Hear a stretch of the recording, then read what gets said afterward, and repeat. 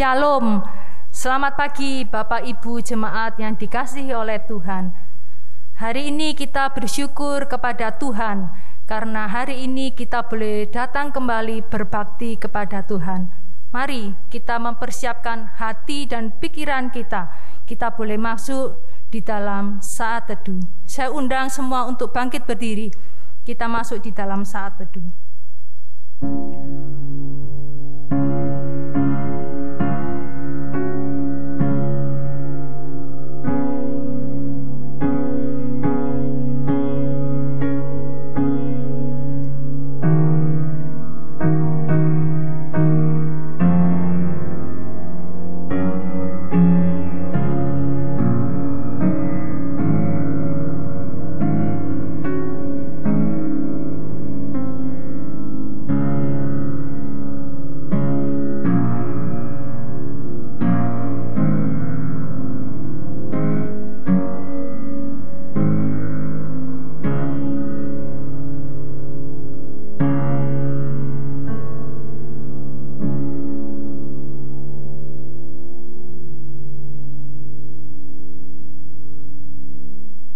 Kebaktian hari ini kami mulai dengan satu pengakuan bahwa pertolongan kita adalah di dalam nama Tuhan yang menciptakan langit dan bumi. Kasih karunia, rahmat dan damai sejahtera dari Allah Bapa dan Kristus Yesus Tuhan kita menyertai kita sekalian. Amin. Aku hendak menyanyi bagi Tuhan selama aku hidup. Aku hendak bermazmur bagi Allahku selagi aku ada, maka jiwaku pun memuji-Mu.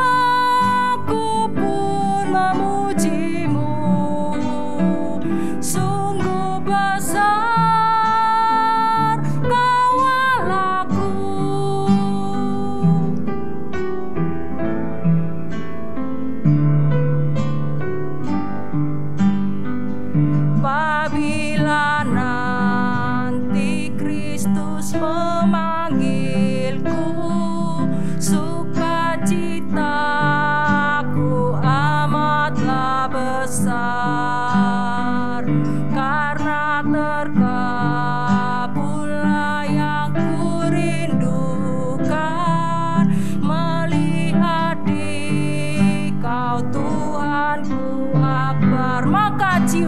pun, maka jiwaku pun memuji-Mu. Sungguh besar Kau Allahku, maka jiwaku pun memuji-Mu. Sungguh besar, maka jiwaku pun memuji-Mu. Maka jiwaku pun memuji-Mu. Sungguh besar Kau Allahku, maka jiwaku pun memuji-Mu. Sungguh besar Kau Allahku, sungguh besar, sungguh besar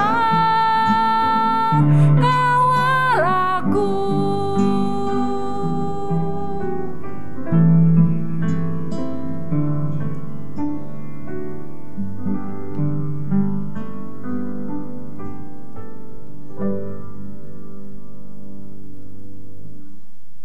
Mengapa kita harus memuji nama Dia? Karena di bait yang pertama dari lagu ini menggambarkan betapa kita kagum, takjub dengan ciptaan Tuhan, bumi dan segala isinya. Bait yang kedua, mengapa kita harus memuji namanya? Karena Tuhan memberikan anaknya yang tunggal, penebusan untuk kita. Dan yang ketiga, mengapa kita harus memuji Dia? Karena menceritakan tentang kerinduan kita akan datangnya Dia. Ketika Tuhan memanggil kita pulang kembali, kita memuji bersama-sama dengan orang percaya di surga. Itu alasan mengapa kita harus memuji Dia. Mari kita masuk di dalam doa pembukaan.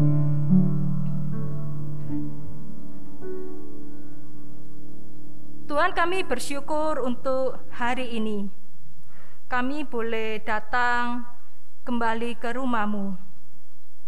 Kami menghampiri Engkau yang kudus. Sucikan, layakkanlah kami, untuk kami boleh membawa puji-pujian kami kepada Tuhan. Engkau memberkati rangkaian ibadah hari ini, dari awal hingga akhir. Engkau bertakhta di atas setiap pujian yang kami nyanyikan. Terima kasih Tuhan. Di dalam nama Tuhan Yesus kami berdoa. Amin. Jemaat dipersilakan duduk. Mari kita membawa pujian syukur kita kepada Tuhan, karena Tuhanlah yang layak untuk dipuji. Segala puji syukur.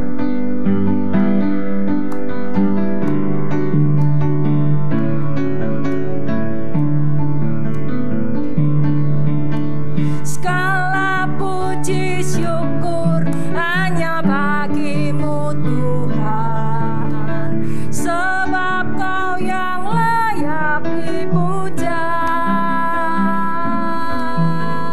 Kami mau bersorak, tinggikan nama-Mu.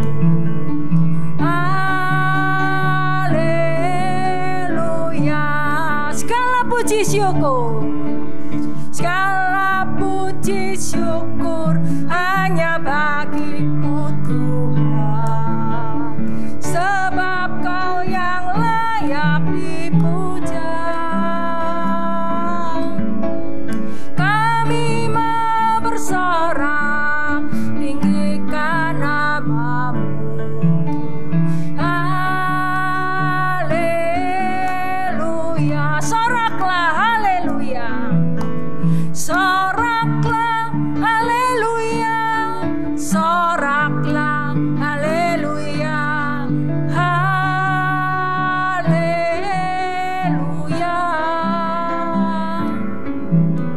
Soraklah haleluya, soraklah haleluya, haleluya, haleluya.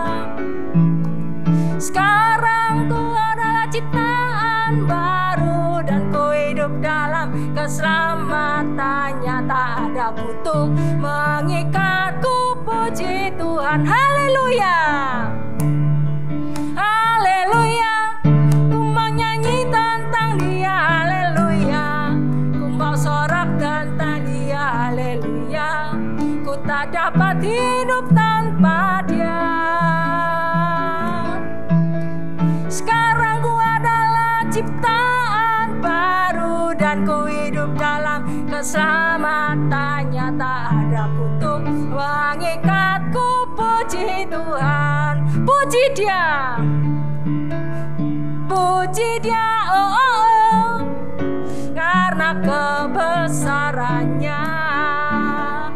Puji Dia, oh, oh, oh, karena Dia yang berkuasa. Puji Dia, oh, oh, oh, karena kebesarannya. Biar yang bernafas memuji Dia. Puji Dia, puji Dia, oh, oh, oh, karena kebesarannya.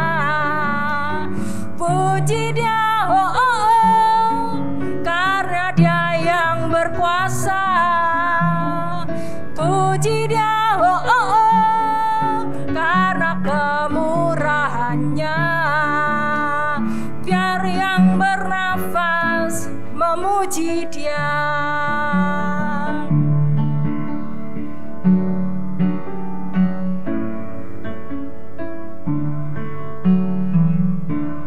Ya, biarlah kita selama bernafas kita selalu memuji Tuhan. Mari kita semua bangkit berdiri, kita mengakukan pengakuan kita dengan pengakuan iman rasuli. Kita mengaku demikian, aku percaya kepada Allah, Bapa yang Maha Kuasa, Khalik langit dan bumi, dan kepada Yesus Kristus, Anaknya yang tunggal Tuhan kita, yang dikandung dari Roh Kudus, lahir dari anak darah Maria, yang menderita sengsara di bawah pemerintahan Pontius Pilatus, disalibkan, mati dan dikuburkan, turun ke dalam kerajaan maut. Pada hari yang ketiga, bangkit pula dari antara orang mati, naik ke surga, duduk di sebelah kanan Allah Bapa yang Maha Kuasa. Dan dari sana Ia akan datang untuk menghakimi orang yang hidup dan yang mati. Aku percaya kepada Roh Kudus, gereja yang kudus dan persekutuan orang kudus, pengampunan dosa, kebangkitan tubuh, dan hidup yang kekal. Amin. Silakan duduk. Kita akan masuk di dalam doa syafaat. Ibu Bapak, Saudari dan Saudara, mari kita satukan hati kita. Kita akan memanjatkan pokok-pokok doa di dalam doa syafaat kita. Mari kita berdoa. Bapa Surgawi, kami bersyukur untuk anugerah-Mu yang menghimpun kami, mengizinkan kami beribadah pada hari Minggu ini. Kami mohon Tuhan terus menyertai pemerintah kami dalam menangani pandemi COVID-19 ini. Usaha yang dilakukan melalui vaksinasi, juga melalui sosialisasi kepada masyarakat, biarlah semuanya berjalan dengan baik. Kami juga berdoa agar seluruh masyarakat boleh mendukung upaya pemerintah, sehingga pandemi ini dapat kami atasi bersama-sama. Kami juga berdoa bagi saudara-saudara kami yang terkena dampak pandemi ini, mereka yang kehilangan anggota keluarga karena pandemi ini, Tuhan yang menghiburkan dan menguatkan mereka. Mereka yang juga terganggu usaha pekerjaannya, Tuhan Engkau yang juga menopang mereka, supaya secara ekonomi mereka juga boleh bertahan dan mereka boleh bangkit kembali. Juga mereka yang masih harus berjuang menghadapi pandemi ini karena terpapar, Tuhan Engkau juga yang memberikan pemulihan dan kesembuhan bagi mereka semua. Tuhan, kami juga berdoa buat pelayanan di gereja ini, Gereja Kristen Kalam Kudus Kemayoran. Tuhan berkati semua hamba-hamba-Mu yang melayani di sini, juga semua yang terlibat di dalam pelayanan, mulai dari komisi anak, remaja, pemuda, lansia, dan juga berbagai badan pelayanan yang lain. Tuhan, Engkau yang menyertai, sehingga kami boleh tetap melayani dengan penuh semangat.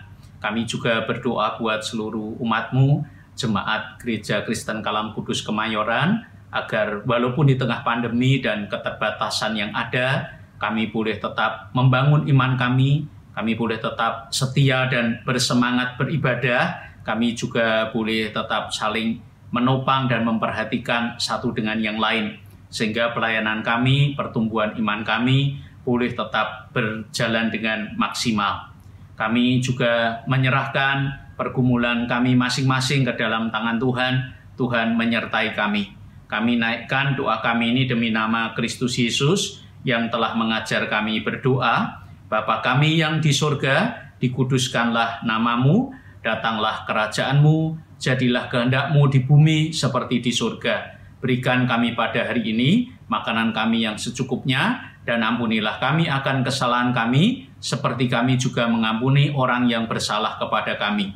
Janganlah membawa kami ke dalam pencobaan, tetapi lepaskanlah kami dari yang jahat. Karena Engkau yang punya kerajaan dan kuasa dan kemuliaan sampai selama-lamanya. Amin. Kita akan belajar firman Tuhan. Mari kita mempersiapkan diri kita. Kita menyanyikan pujian, Ku mau jadi murid Yesus.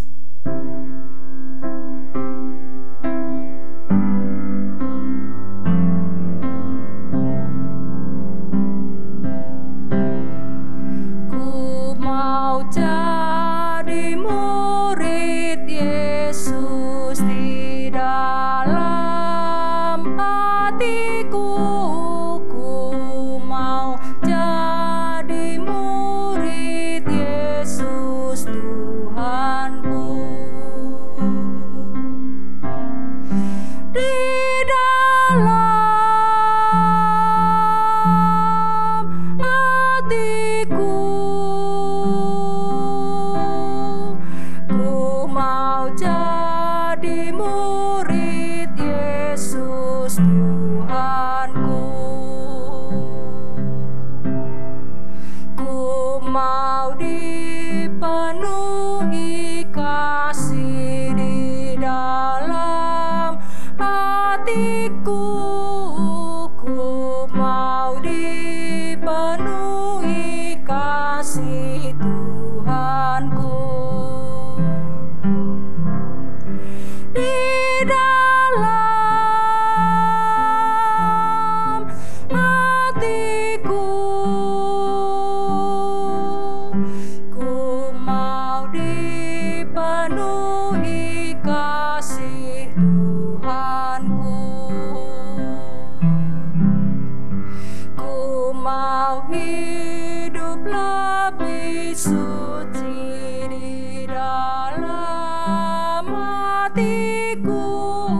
Ku mau hidup lebih suci bagimu. Di dalam hatiku,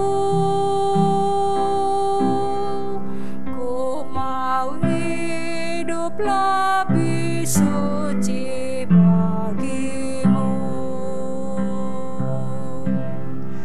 Ku mau lebih mirip Yesus di dalam hatiku. Ku mau lebih mirip Yesus Tuhanku. Di dalam hatiku, ku mau lebih mirip Yesus Tuhanku.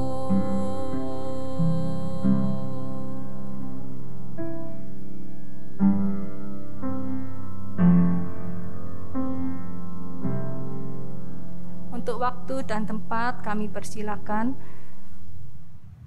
Ibu, Bapak, Saudari dan Saudara yang terkasih dalam Kristus, sebelum membaca dan merenungkan firman Tuhan, mari kita berdoa.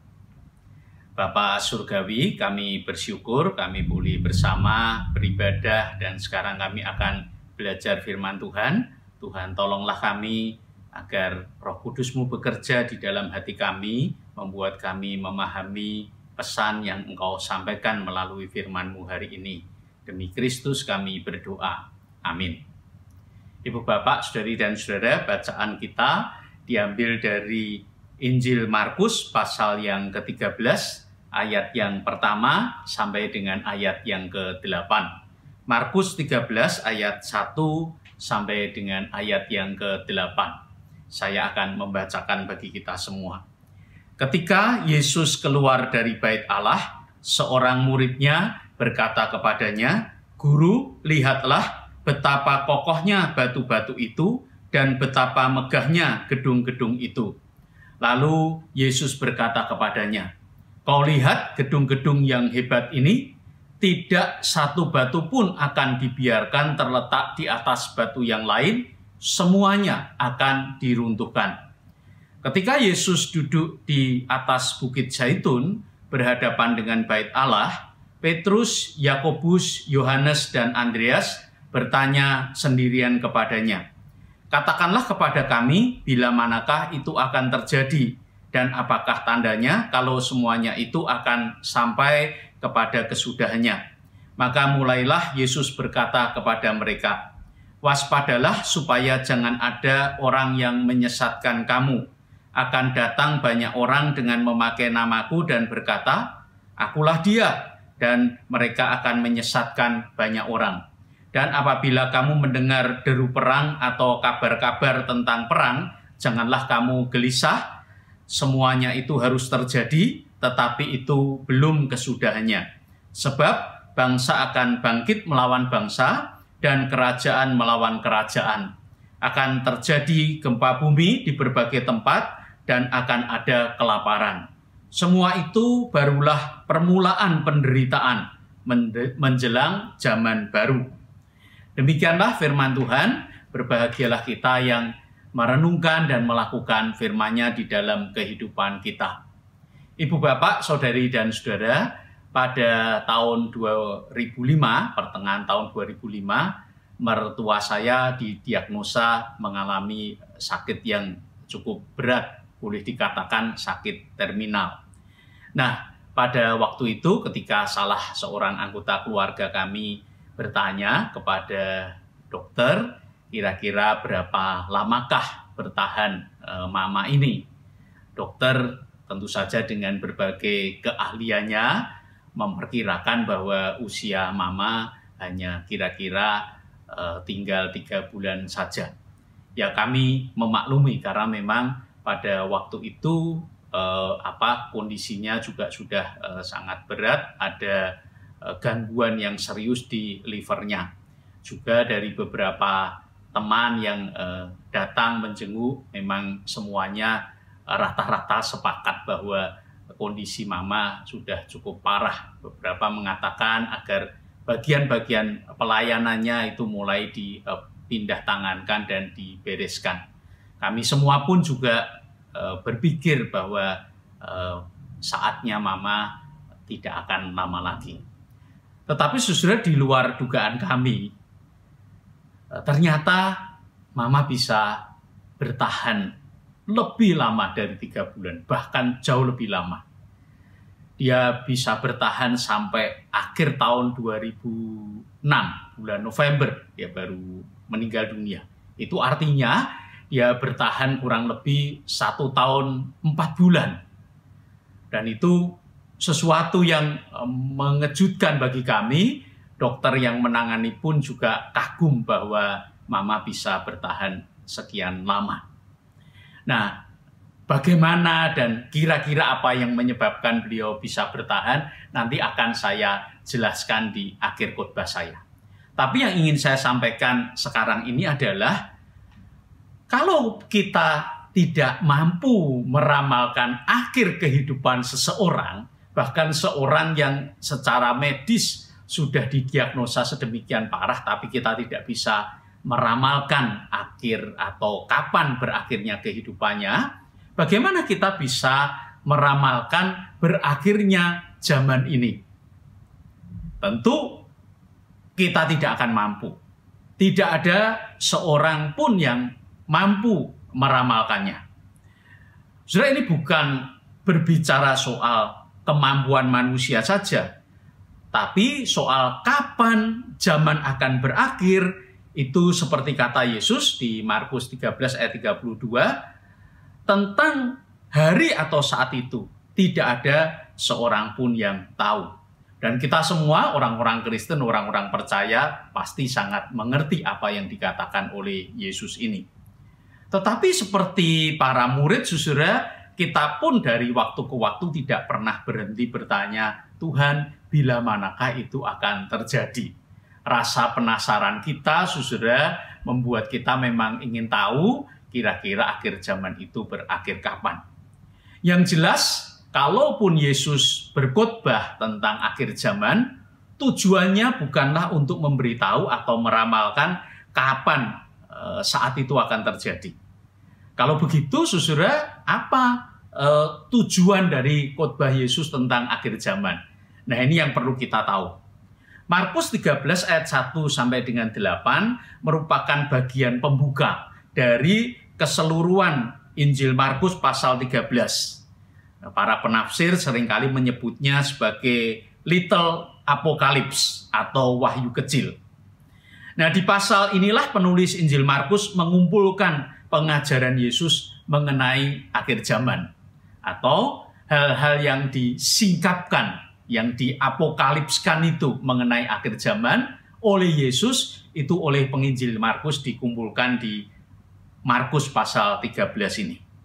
Nah, Ibu Bapak, Saudari dan Saudara, pengajaran mengenai akhir zaman sesungguhnya sangat penting bagi orang-orang Yahudi. Sebagai bangsa pilihan Allah, mereka yakin akan janji Allah yang akan memberikan tempat di mana mereka akan menikmati shalom atau damai sejahtera yang kekal. Namun di sepanjang sejarah bangsa ini, mereka kenyataannya justru harus mengalami berbagai macam tragedi. Mulai dari perbudakan, kalah dalam perang, dibuang, dan sebagainya. Bahkan berkali-kali sebagai sebuah bangsa mereka itu nyaris hancur atau punah. Tragedi yang silih berganti itu membuat mereka menyadari bahwa shalom itu hanya akan menjadi kenyataan apabila Tuhan itu turun tangan secara langsung untuk menghukum musuh-musuh mereka. Nah, saat itulah yang mereka nanti-nantikan, mereka tunggu-tunggu, dan mereka menyebutnya sebagai hari Tuhan. Penantian akan datangnya hari Tuhan itulah yang kemudian melahirkan literatur atau tulisan-tulisan yang disebut sebagai literatur apokaliptik, dari kata Yunani apokalipsis yang berarti penyingkapan atau pewahyuan. Literatur apokaliptik berperan penting untuk memelihara dan menopang iman dan pengharapan umat Tuhan ketika mereka itu menghadapi masa-masa yang sukar itu tadi. Nah, ini juga penting bagi orang-orang Yahudi di zaman Yesus ketika mereka juga mengalami penjajahan oleh Kekaisaran Romawi. Tulisan-tulisan apokaliptik juga berperan penting dalam sejarah kekristenan. Selama 2 abad pertama, seperti kita tahu sejak kelahirannya, gereja juga mengalami penganiayaan yang hebat di bawah Kekaisaran Romawi. Dalam konteks zaman itulah misalnya kitab Wahyu dituliskan dan dari waktu ke waktu menjadi penopang iman dan pengharapan setiap kali orang-orang Kristen itu menghadapi masa-masa yang sukar. Nah, bagaimana dengan kita yang hidup di masa kini? Kita pun adalah umat Allah yang sedang menantikan kedatangan Kristus di akhir zaman. Kita juga tidak tahu kapan waktunya tiba, kapan Tuhan itu datang. Namun dari waktu ke waktu kita masih harus berhadapan dengan berbagai macam tantangan dan kesulitan. Nah, agar iman kita tetap teguh, kita perlu belajar bagaimana menjalani kehidupan kita sebagai orang-orang percaya yang sedang menantikan kedatangan Kristus. Khususnya sama seperti orang-orang Yahudi di masa lalu dan juga orang-orang Kristen di abad-abad awal, khususnya pada waktu kita harus berhadapan dengan tantangan dan kesulitan yang kadang-kala bagi kita itu terasa semakin lama semakin berat. Nah, ada 2 nasihat yang bisa kita pelajari dari perikop kita hari ini, Markus 13 ayat 1 sampai dengan 8. Pertama, perikop ini mengajar kita untuk hidup dalam pengharapan. Hidup dalam pengharapan. Tentu saja ada banyak hal yang menakutkan yang kalau kita baca, kita temukan menakutkan dalam perikop ini. Misalnya penyesatan di ayat 5 dan 6. Ada perang di ayat 7 dan 8a. Ada gempa bumi dan kelaparan ayat 8b. Dan berbagai peristiwa lain di ayat-ayat berikutnya. Namun Yesus tidak sedang menakut-nakuti para muridnya atau membuat mereka khawatir. Sebaliknya Yesus menyebut semua itu sebagai permulaan penderitaan menjelang zaman baru. Kita bisa baca di kalimat terakhir di ayat yang ke-8 atau ayat 8c. Nah, yang menarik adalah istilah penderitaan di sini itu adalah istilah Yunani yang biasa digunakan untuk kata sakit bersalin. Itu artinya sakit, tapi biasa digunakan untuk menyebut orang yang sakit bersalin. Artinya penderitaan itu bukan penderitaan yang sia-sia. Penderitaan itu mungkin memang tidak bisa dihindari, tapi penderitaan yang memang kita rela menjalaninya karena kita tahu bahwa akan berujung pada sukacita. Seperti seorang ibu yang rela menanggung rasa sakit ketika dia hendak bersalin. Akan ada sukacita yang besar setelah melewati masa-masa sakit itu. Nah, Yesus rupanya menyebutkan peristiwa-peristiwa yang mendatangkan kesulitan dan penderitaan itu sebagai jawaban kepada para murid yang meminta tanda datangnya akhir zaman yang mereka ungkapkan di ayat yang keempat. Tanda-tanda itu diberikan oleh Yesus bukan dimaksudkan agar mereka dapat menghitung atau meramalkan datangnya akhir zaman. Kalau kita baca di ayat 32 tadi, itu sesuatu yang tidak mungkin dan tidak perlu kita tahu. Tapi Yesus memberikan tanda-tanda itu untuk memberikan kepastian kepada para muridnya bahwa dia pasti akan datang kembali.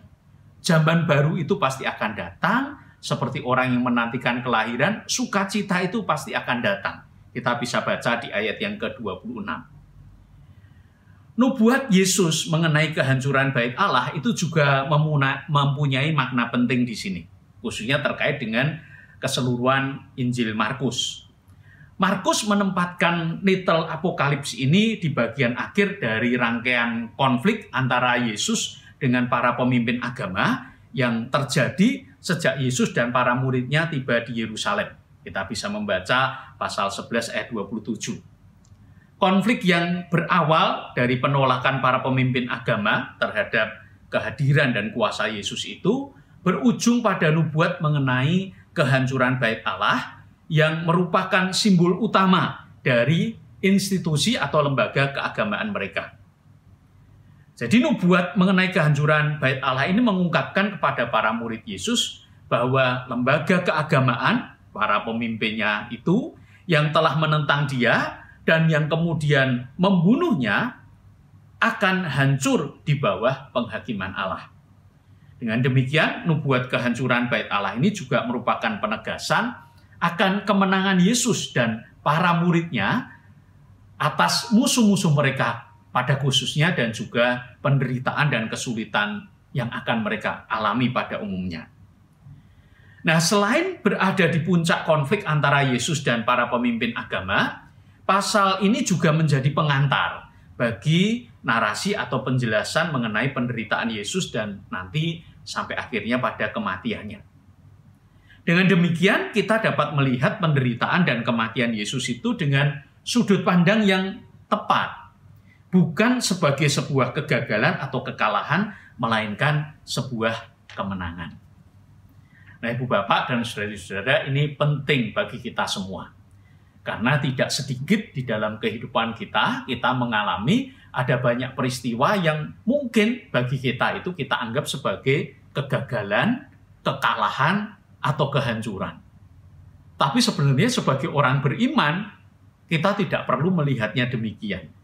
Ya, ada saat-saat di mana kita menghadapi tantangan dan kesulitan yang sulit. Yang mungkin saudara itu bagi kebanyakan orang sudah bisa dilabeli, ini sudah habis, sudah selesai, sudah hancur, sudah tidak ada harapan. Tapi saudara, bagi orang beriman tidak ada istilah tidak ada harapan. Sakit penyakit atau bahkan kerugian, kebangkrutan, kematian pun itu sama sekali tidak pernah berarti selesainya segala sesuatu lalu kemudian tidak ada harapan lagi. itu bukan akhir segala-galanya, karena itu kita tidak boleh berputus asa. Selalu ada sesuatu yang baru, yang nanti pada akhirnya akan berupa atau berujung pada zaman yang baru, di mana Kristus datang kembali. Tapi sebelum zaman itu pun datang, kita itu selalu diperkenankan untuk melihat campur tangan dan kasih Tuhan, kuasa dan kasih-Nya yang menyertai kita.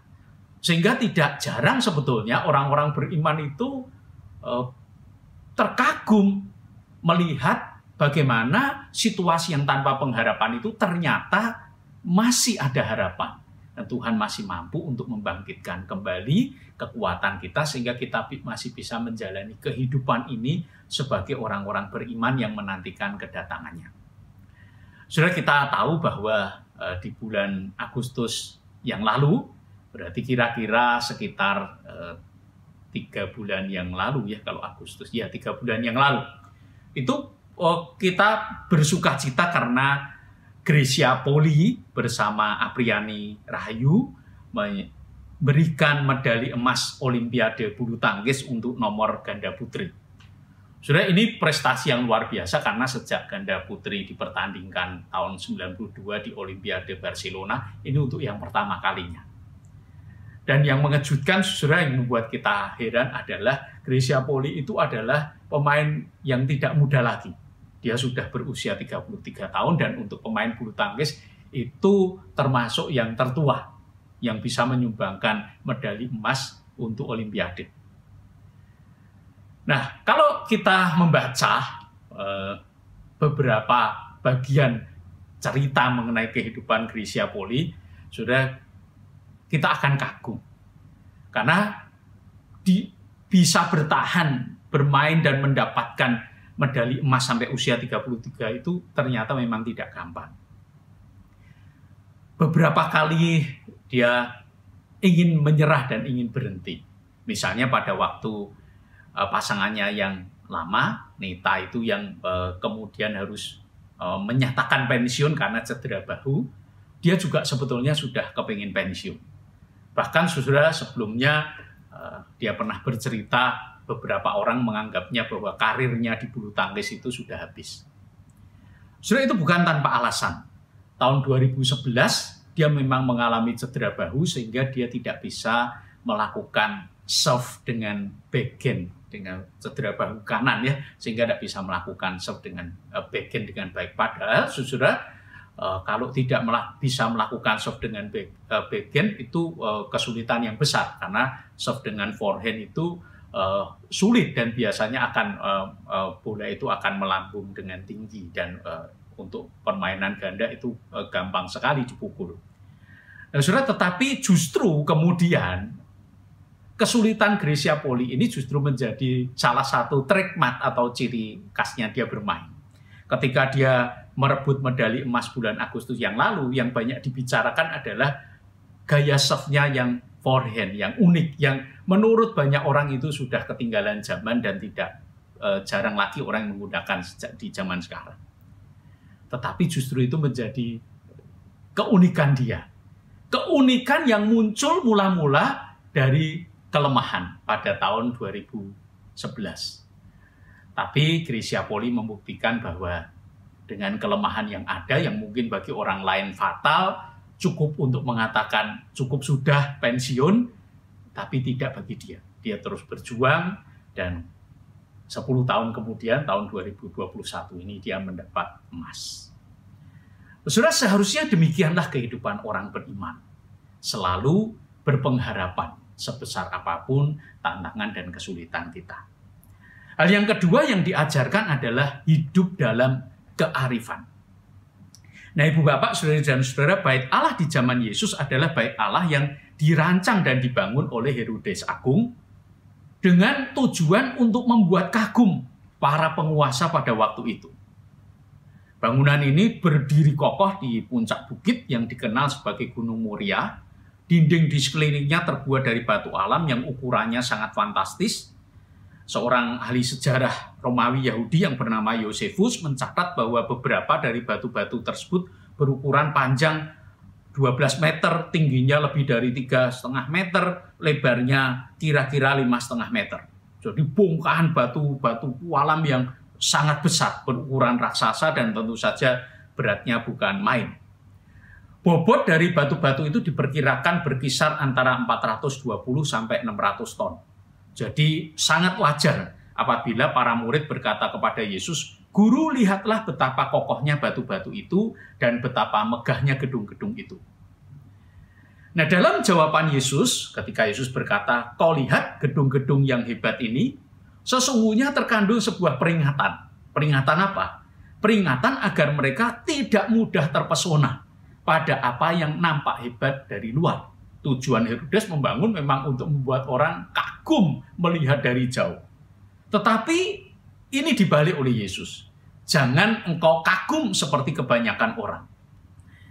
Dalam 2 perikop sebelumnya, Yesus memperingatkan para muridnya agar berhati-hati terhadap kemunafikan para ahli Taurat. Itu kita bisa baca di pasal 12 ayat 38 sampai 40.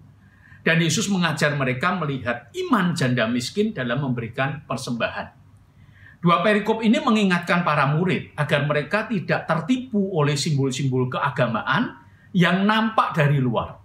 Tidak tertipu pada penampilan luar apa yang nampak oleh mata jasmani kita. Termasuk simbol-simbol keagamaan yang semegah bait Allah yang dibangun oleh Herodes Angkum ini. Peringatan ini menjadi lebih konkret dan lebih serius ketika Yesus mengungkapkan bahwa di akhir zaman akan muncul penyesat dan nabi-nabi palsu. Di ayat 5 sampai dengan 6. Nah, bahasa yang digunakan di sini mirip dengan Ulangan pasal 13 yang mengingatkan agar orang-orang Israel tidak disesatkan dan mengikuti Allah lain. Di sisi lain, dengan membuatkan kehancuran bait Allah, Yesus juga memperingatkan para muridnya bahwa mereka tidak dapat lagi mengandalkan para pemimpin agama mereka sebagai sumber kebenaran. Nah, jadi para murid harus mengandalkan apa? Para murid diajar untuk melihat segala sesuatu secara lebih dalam. Bukan apa yang nampak dari luar, tapi apa yang ada di dalam hati. Kita ingat banyak pengajaran Yesus yang mengajarkan seperti ini. Misalnya tentang perzinahan, tentang mencuri.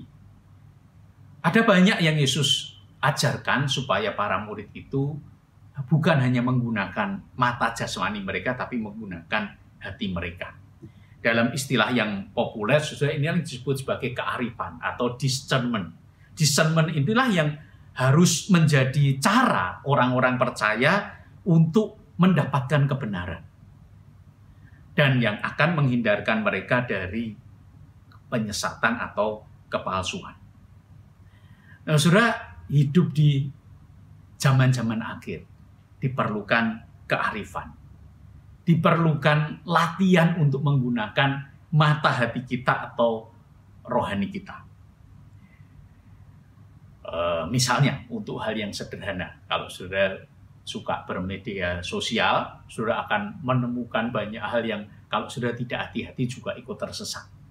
Ikut menyebarkan berita hoax atau berita bohong kalau saudara tidak berhati-hati. Kalau hanya saudara kagum pada hal yang menarik dan saudara juga tertarik lalu kemudian ingin membagi kepada orang lain supaya orang lain juga tertarik kepada berita itu dan terkesan pada saudara yang membagikan, saudara, kita akan jadi penyebar berita-berita hoax yang tidak benar. Nah, diperlukan kehati-hatian, tapi terutama kehati-hatian betul-betul secara mental, spiritual. Saudara, kearifan bagi orang beriman tidak bisa lepas dari kualitas hubungan kita dengan Tuhan. Hanya kalau kita dengan Tuhan dekat, hanya kalau kita mengizinkan Roh Tuhan atau Roh Kudus itu hadir dan bekerja di dalam hati kita, maka kita baru benar-benar bisa mampu menjadi orang yang arif. Kearifan bukan hanya berbicara soal kepandaian atau kecerdasan, tapi soal orang yang betul-betul mengerti apa yang hendak Tuhan lakukan dan kerjakan di dalam hidupnya, dan bagi orang-orang sekitarnya. Nah, saya ingin kembali pada mama mertua saya. Apa yang membuat beliau bisa bertahan lebih lama dari 3 bulan yang diperkirakan dokter, bisa bertahan 1 tahun 4 bulan itu. Saudara, pada satu titik ketika kami tahu bahwa usia mama itu tidak lama lagi, kami sepakat untuk menceritakan sesungguhnya penyakit apa yang dihadapi. Ya, di tengah segala kekhawatiran bahwa dia akan tertekan dan sebagainya, tapi kemudian kami memutuskan untuk menceritakan. Nah, uniknya ketika kami menceritakan, dia mendengarkan dengan saksama. Dan ketika saya selesai menceritakan penyakitnya, dia lalu terdiam sejenak, tapi kemudian dia berkata, kira-kira penyakitnya mami ini menular apa enggak? Lalu dia mulai berkata, jangan sampai menularkan kepada cucu-cucunya dan sebagainya. Kami menjelaskan bahwa itu tidak menular, tetapi itu memang berisiko, ya berbahaya. Nah, yang menarik adalah setelah dia terdiam, lalu kemudian mulai memikirkan itu, dia berkata, kalau gitu dia ingat adik laki-lakinya, dia berkata, Ungah tolong beritahu kondisinya mami. Nah, begitu saya melihat reaksinya dia, saya langsung tahu bahwa dia bisa menerima keadaannya dengan baik. Kami lega. Tetapi yang lebih menarik dari itu adalah beberapa orang yang mengunjungi saudara itu mengaku dapat berkat dari kesaksian-kesaksian yang diceritakan oleh mama. Di antara mereka ketika setelah berkunjung dengan penuh semangat bercerita, mamamu ini loh ya, wong sudah sakit malah bersaksi dan jadi berkat bagi kami. Tidak sedikit orang yang bercerita seperti itu. Dan ketika saya bertanya, Mah, apa yang mama inginkan, mami inginkan, dia lalu menyebut, mami ingin ketemu si A, si B. Nah, ternyata itu adalah orang-orang yang menurut dia masih punya persoalan dan harus dibereskan. Dia juga bilang, mami ingin ke gereja, dan Tuhan baik mengizinkan dia juga sempat datang ke gereja lagi, sebelum dia meninggal setelah 1 tahun 4 bulan itu. Sudah jadi jauh lebih baik dari perkiraan dokter yang cuma 3 bulan. Ini bukan cuma soal waktu 1 tahun lebih 4 bulan, tapi ternyata dia mampu menggunakan waktu 1 tahun 4 bulan itu dengan sebaik-baiknya. Jelas, jangankan dia, kami, dokter pun juga tidak tahu kapan berakhirnya. Tapi yang penting adalah dia tahu bahwa saat-saat di depan ini sangat berharga dan dia berhasil menggunakan itu sebagai orang beriman. Dia berhasil menerima segala tantangan dan kesulitan, kenyataan-kenyataan yang mungkin secara manusia sulit diterima, dan dia sanggup menjalani itu sehingga dia sanggup mengerjakan semua yang terbaik yang bisa dikerjakan, sampai kemudian betul-betul Tuhan mengatakan, sudah, sekarang waktunya.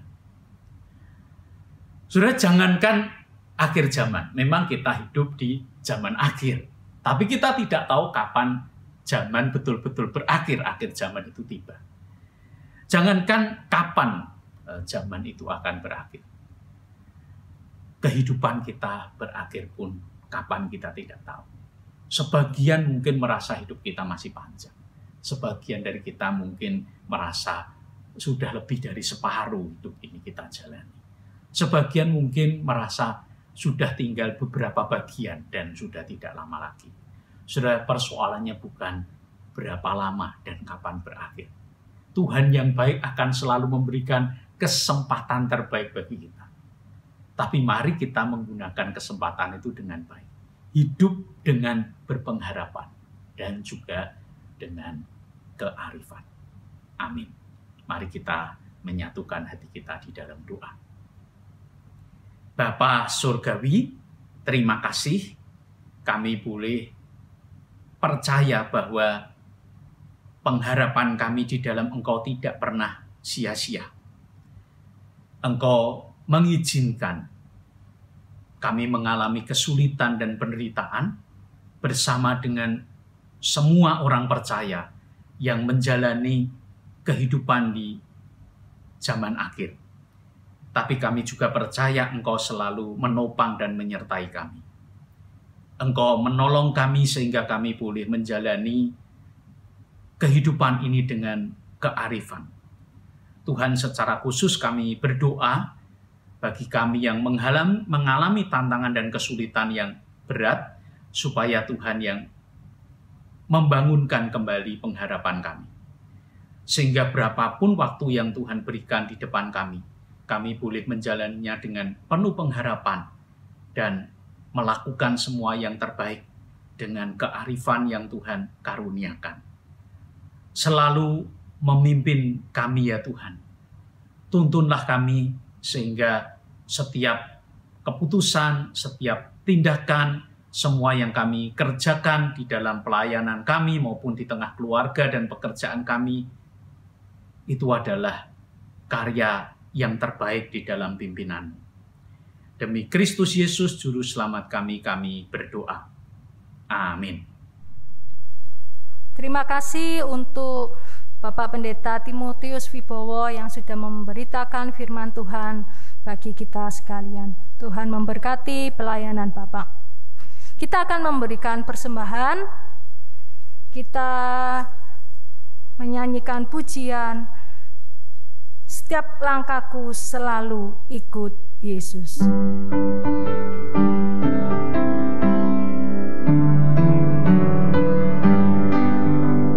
Setiap langkahku selalu ikut Yesus, yang akan memimpin jalanku, ku ikut Yesus.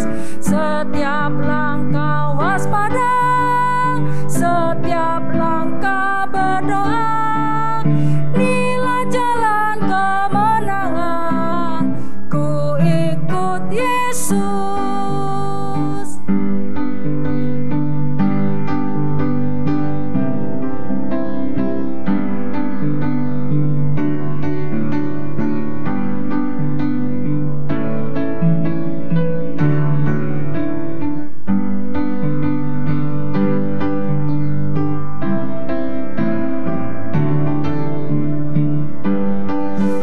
Bangkit berdiri, kita menyanyikan setiap langkahku selalu ikut Yesus.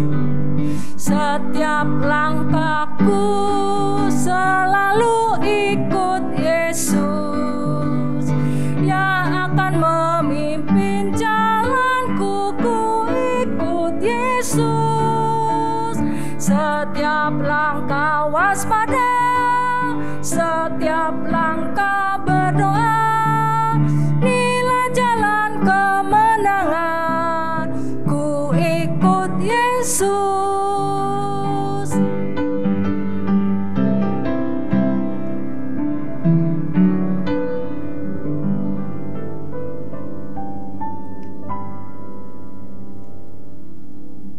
Kita masuk dalam doa persembahan. Kami bersyukur untuk pemeliharaan Tuhan yang sempurna, yang setia di dalam hidup kami. Hari ini kami memberikan persembahan, biarlah Tuhan memakai persembahan kami. Terlebih Tuhan boleh memakai hidup kami menjadi persembahan yang kudus dan yang berkenan kepada Tuhan. Tuhan, kami berterima kasih untuk pimpinan Tuhan di dalam kebaktian kami hari ini. Kami mengembalikan segala pujian, hormat, dan syukur kami hanya kepada Tuhan, karena hanya Engkau lah yang layak untuk kami puji dan kami tinggikan. Di dalam nama Tuhan Yesus kami berdoa. Amin. Kita tetap bangkit berdiri, kita akan mengakhiri kebaktian hari ini. Kita menaikkan doksologi, lalu doa berkat oleh Pendeta Timotius Wibowo, dan kita akan tutup dengan pujian amin.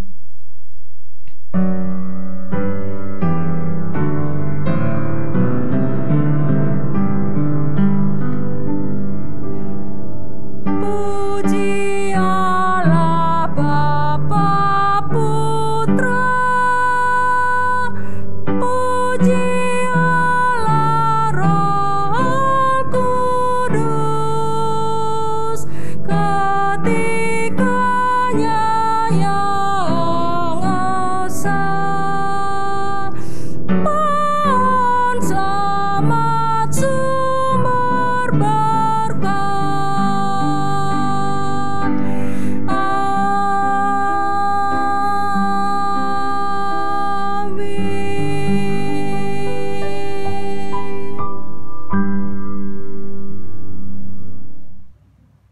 Jemaat Tuhan yang terkasih, marilah kita mengarahkan hati kita kepada Tuhan dan menerima berkat-Nya.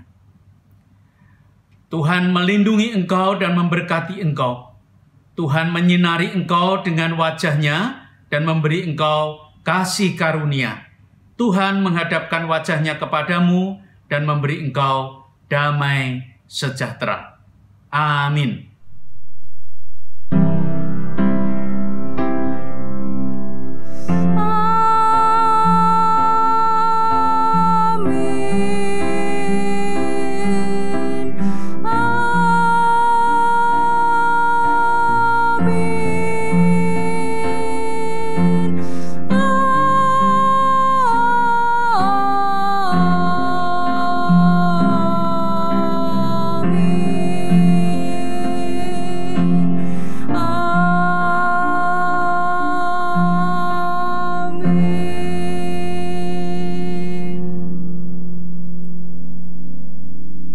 Amin. Silakan duduk, silakan mengambil saat teduh. Kebaktian hari ini selesai. Tuhan Yesus memberkati.